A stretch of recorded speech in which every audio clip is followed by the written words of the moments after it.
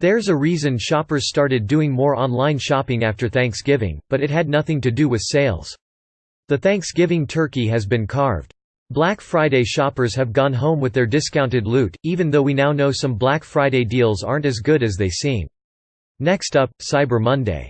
Last year, Americans spent more than $7 billion online for Cyber Monday, making it the biggest e-commerce sales day in the country. But how did such a holiday come to be? Thank Ellen Davis, Senior Vice President of Research and Strategic Initiatives for the National Retail Federation, who coined the term in 2005. For several years in a row, the NRF had noticed a recurring spike in online revenue and traffic on the Monday following Thanksgiving.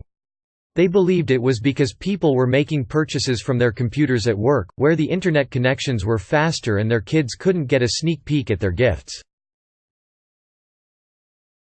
The group issued a press release a few days before Thanksgiving, 2005, where they debuted the term Cyber Monday. According to the press release, 77% of online retailers had seen their sales increase substantially on Cyber Monday the previous year, and NRF calculations could expect the trend to continue.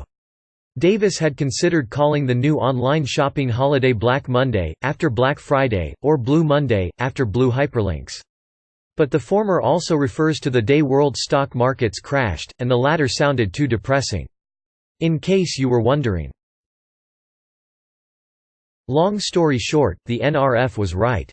The New York Times report used the new term, and publicity about Cyber Monday spread. That Monday, online sales reached almost $500 million, a 26% increase from the previous year. Year after year, Cyber Monday became more recognized, shoppers bought into more of its deals and discounts, but it didn't quite live up to the promise of biggest online shopping day of the year.